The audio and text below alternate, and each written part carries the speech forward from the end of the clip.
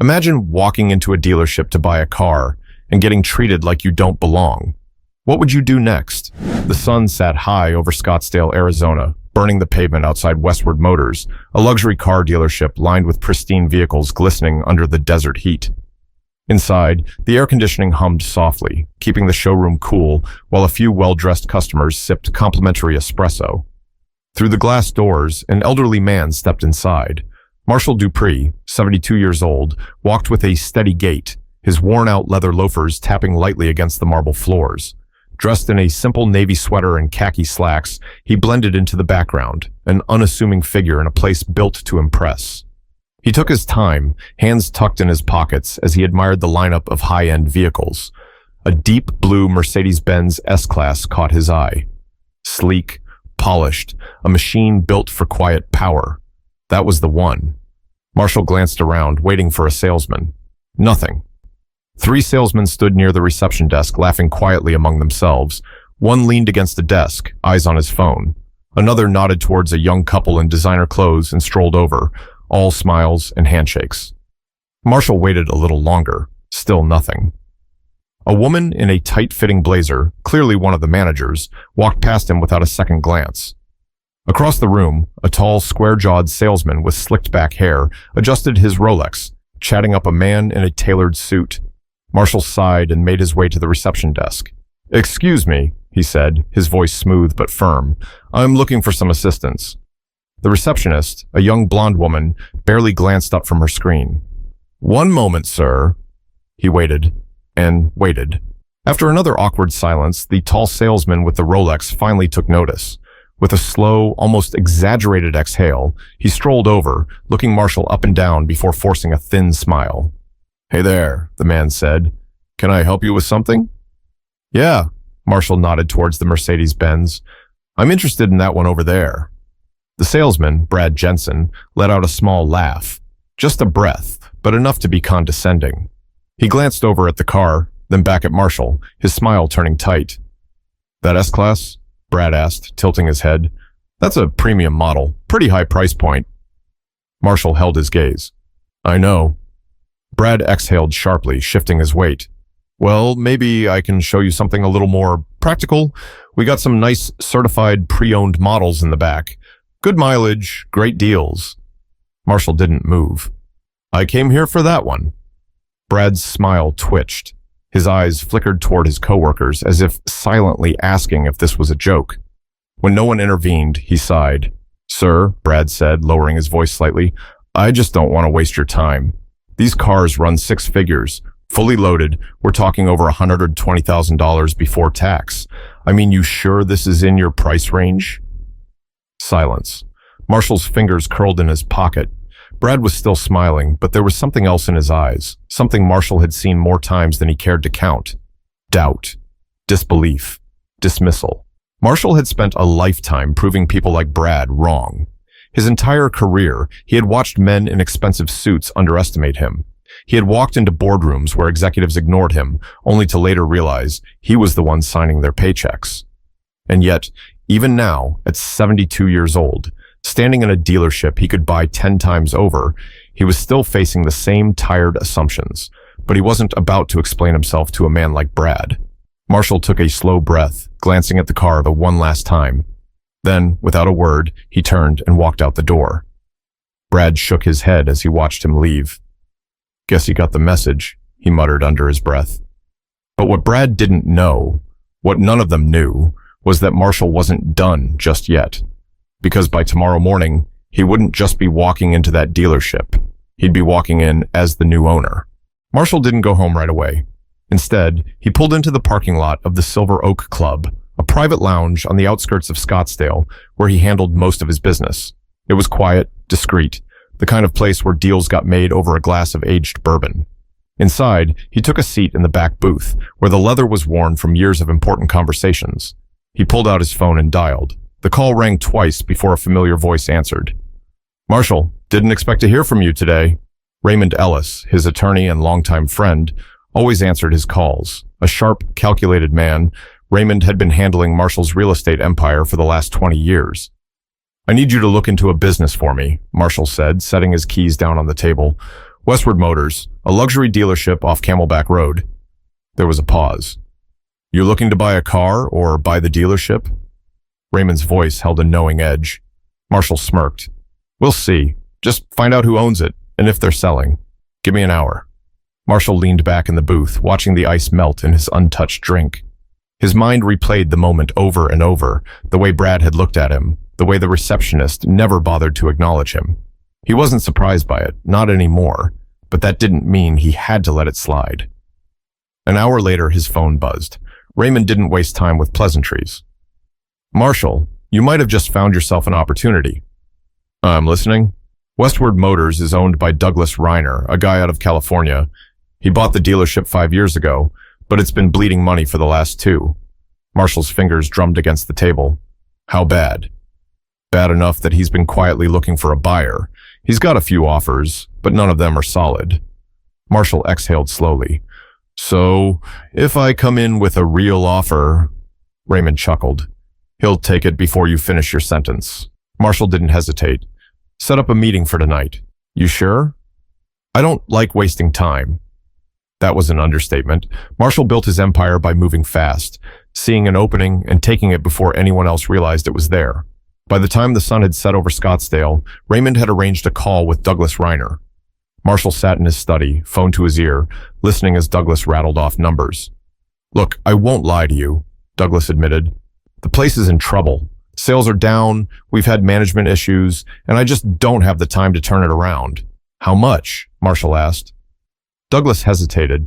I'm looking for $6.2 million. Marshall leaned back in his chair. I'll give you 5, cash, and I can have the paper signed before the weekend. Another pause. 5, cash? Marshall didn't repeat himself. He never did. Douglas sighed. You're serious about this, huh? Never been more serious. There was a long silence. Then finally, Douglas spoke. All right, you've got a deal. Marshall smiled to himself. By tomorrow morning, Westward Motors would belong to him, and when he walked through those doors, Brad Jensen would regret the day he ever sized him up. The next morning, Westward Motors opened as usual. The showroom lights flickered on, salesmen took their positions, and Brad Jensen leaned against the desk, sipping his morning coffee like it was just another day. It wasn't. At exactly 9:30 a.m., the dealership manager, Tom Caldwell, rushed onto the floor, his face pale, his usual confidence shaken. All right, everybody, conference room, now! The urgency in his voice sent a ripple of confusion through the staff. Something wrong, boss? One of the salesmen asked. Tom rubbed his temple. Just get in there. You'll see. Brad rolled his eyes, setting his coffee down. Probably another speech about hitting quotas, he muttered to a coworker as they strolled into the glass-walled conference room. But the moment Brad stepped inside, he froze. Sitting at the head of the long mahogany table, hands clasped together, was Marshall Dupree, the same old man he had brushed off just yesterday, the same old man he had laughed at. And yet, something was different. Gone was the quiet customer in the sweater and khakis. Today, Marshall wore a tailored charcoal suit, crisp white shirt, no tie, casual but commanding. His Rolex glinted under the fluorescent lights, the same kind Brad prided himself on wearing. The air in the room shifted. Brad's confusion deepened as more people filed in, legal-looking types in business attire, some holding briefcases. Tom took a deep breath and turned to his staff. Everyone, meet your new boss. Silence. For a moment, no one breathed. Then laughter, short, dry, coming from Brad. This some kind of joke? He asked, glancing around. Nobody laughed with him. Tom cleared his throat. No joke. As of this morning, Mr. Dupree is the new owner of Westward Motors. The deal was finalized late last night. The words hit like a brick. Brad's jaw tightened. What? How? Marshall leaned forward, finally speaking, his voice as smooth as ever. See, Brad. He let the name sit in the air, letting it weigh down like a stone. It's amazing what people can do when they don't waste their time judging others. Brad shifted in his seat, the cocky smirk faltering. Marshall turned his attention to the rest of the room. I was in here yesterday looking to buy a car, he said simply. Got ignored by most of you. Some of you saw me, dismissed me, figured I wasn't worth your time. A few employees shifted uncomfortably in their chairs. Marshall let that sink in before continuing. But I don't hold grudges. What I do care about is how people are treated. And what I saw yesterday, that won't fly under my ownership. The room stayed dead silent. Then Marshall's eyes landed on Brad. Now, he said, lacing his fingers together, let's talk about customer service. Brad swallowed hard. Marshall glanced at Tom. Can you pull up the customer service reports from the last year? Tom, still looking rattled, nodded and passed a thick folder down the table. Marshall flipped through a few pages, scanning. Let's see. Poor reviews, complaints about rude salespeople, customers feeling dismissed. He turned a page. And look at that. Brad Jensen, the most named employee in these complaints. All eyes turned to Brad. His face burned red. Sir, Brad started, with all due respect. Marshall held up a hand. Respect? That's funny. That's real funny coming from you. Brad shut his mouth. Marshall closed the folder and leaned back. You made an assumption about me, Brad, he said, voice calm but firm. And it cost you. You saw an old black man in a sweater and thought he wasn't worth your time. Brad clenched his jaw, gripping the arms of his chair. Marshall didn't raise his voice. He didn't need to. But the truth is, he continued, I'm the man who just bought this place, and let me be very clear, I have zero tolerance for people like you. Another pause, then, you're fired. Brad's head snapped up. Wait, what? You heard me. Marshall's tone didn't change. Clean out your desk. Brad shot a look at Tom, then at the legal team in the corner. You can't be serious. Oh, I'm very serious, Marshall said, standing up slowly. And I suggest you take this moment to reflect. Because the way you treated me, I promise you, I'm not the only one you've done this to. And sooner or later, that kind of attitude catches up to a person. Brad opened his mouth, then shut it. Because deep down, he knew he had pushed his luck one too many times. Knew there was no walking this back. Without another word, he stormed out of the conference room. The tension in the room hung thick, but Marshall didn't dwell. He turned back to the staff. Now, he said, voice smooth once more, for the rest of you, I have a few changes to make. The tension in the conference room still clung to the air long after Brad stormed out. Some employees exchanged nervous glances, while others sat stiffly, waiting to see what would happen next. Marshall stood at the head of the table, calm, composed, like a man who had done this 100 times before. Now that we've gotten that out of the way, he said, dusting off his sleeves, let's talk about what's changing around here. Tom, the dealership's manager, shifted in his seat. Sir, if I may. You may not. Tom snapped his mouth shut. Marshall scanned the room. Yesterday I walked in here ready to spend money. I wasn't asking for special treatment, just basic respect. And what did I get? He let the question hang. I was ignored, dismissed, and straight up insulted. Nobody dared to argue. And here's the kicker, Marshall continued. I wasn't the first person to go through that. Probably wouldn't have been the last. A few employees looked down, suddenly very interested in their notepads. But that ends today. He reached into his jacket pocket and pulled out a sheet of paper, placing it on the table. This, he said, tapping the document, is a new customer service policy. Effective immediately, every single person who walks through those doors gets treated with the same level of respect, whether they walk in wearing a $5,000 suit or a t-shirt and jeans. Tom cleared his throat. Sir, we already have customer service training. Clearly, Marshall cut in, it's not working. Silence. Marshall picked up the paper and started reading. Rule number 1, no customer gets ignored. I don't care if they don't look like they can afford a car. If they step into the showroom, they get greeted and assisted like they're your top priority. A few nods. Nobody dared to protest. Rule number 2, no judgments. We don't assume who can and can't afford something based on how they dress, how old they are, or what car they pull up in. One of the younger salesmen, a guy in his mid-20s, raised his hand hesitantly. What about people who are just browsing? Marshall looked at him directly. You think I wasn't browsing yesterday? The guy blinked. Let me tell you something. Marshall's voice remained even, but there was weight behind it. When I was younger, I used to go into fancy stores just to see how they'd treat me. 9 times out of 10, I'd walk out because of attitudes like Brad's. He let that sink in before continuing. But that one time, That one person who treated me right? They got my business, and they kept it for decades. That's how you build customers for life." The young salesman nodded slowly, understanding. Marshall continued, "Rule number 3, we're done with commission-based greed. You sell cars, yes, but you're also here to serve customers. That means no shady sales tactics, no rushing people into deals they don't want, and no more condescending attitudes." Tom frowned. "But sir, commissions..." "Commissions stay," Marshall clarified. "But I'm restructuring how they work. Good salespeople won't have to push nonsense to make a living." Tom shut his mouth. Marshall looked around. "Any questions?" No one spoke. "Good," he said, rolling up his sleeves. "Because the changes don't stop there." He motioned toward one of the legal assistants in the corner. The man stepped forward and handed Tom another document. Tom hesitated, flipping through the pages. Then his face went pale. This, he swallowed. "This is a salary review," Marshall confirmed. "I noticed that while some of you," his eyes flicked toward the junior staff, "are making peanuts, others, like Brad, were sitting pretty despite multiple complaints. A few of the lower-ranking employees straightened in their chairs. "That changes now," Marshall said. "We're implementing fairer pay scales based on performance and customer feedback. If you do your job well, you'll be compensated accordingly. But if you treat customers like trash..." He let that question hang. "You won't be here long."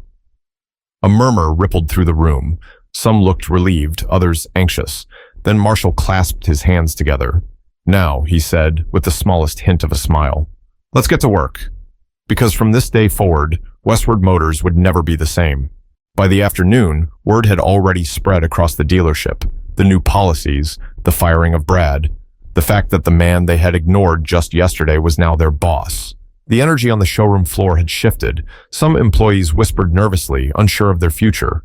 Others, especially the younger, overlooked staff, felt a quiet sense of relief. Maybe things would finally change for the better. Marshall didn't sit back and let the day run itself. He walked the floor, hands in his pockets, watching how things operated. At one point, he saw a young salesman, Darren, standing awkwardly by the entrance. He wasn't approaching customers like the others, just waiting, unsure. Marshall strolled over. "You waiting for permission to do your job?" he asked. Darren blinked. No, sir, He hesitated. "It's just, well, I don't usually get the good customers." Marshall raised an eyebrow. "Define good." Darren scratched his head. "You know, the ones who actually buy." Marshall let out a slow breath. "Come with me." Without waiting, he led Darren to the glass doors. A few feet away, an older black man in a faded polo shirt and scuffed sneakers stood near the lot, hesitating at the entrance. He looked unsure, like he wasn't sure if he even belonged there. Marshall stopped. "What do you see?" Darren glanced at the man. A customer? Did you think that 10 seconds ago?" Darren didn't answer. Marshall smiled. "Go greet him." Darren hesitated. Then finally, he straightened his shoulders and stepped forward. "Good afternoon, sir," Darren said, voice steady. "Can I help you with anything today?" The older man looked surprised. He glanced around as if checking to make sure Darren was actually talking to him. "Oh, yeah," he said slowly. "I was just looking. Not sure I can afford anything in here." Darren smiled. "No pressure, but if you'd like, I can show you around. We have some great financing options if you find something you like." The man blinked. Then, for the first time, he relaxed. "Yeah," he said. "I'd like that." Marshall watched the interaction with quiet approval. Darren had just learned something Brad never did, that respect costs nothing but could gain everything. As the two walked toward the cars, Tom, the dealership manager, walked up beside Marshall. "You really think all these changes will stick?" Tom asked, arms crossed. Marshall didn't look at him. "They don't have a choice." Tom exhaled through his nose. "You really bought this place just to prove a point?" Marshall chuckled. "I don't make million-dollar deals over a point." He turned to Tom. "I bought this place because it was broken, and I don't invest in anything unless I know I can fix it." Tom nodded slowly. He may not have liked everything that happened today, but he understood it. Marshall started walking again, leaving Tom standing there. Before stepping into his office, he turned one last time, watching Darren and the older man laughing over a car's interior. A day ago, that customer would have been ignored. Today, he was valued. And that was the difference. Never judge someone by their appearance. The way you treat people, especially those you think can't do anything for you, will always come back around. Some lessons are learned the hard way. Brad learned it. Westward Motors learned it. And now, hopefully, so will everyone watching.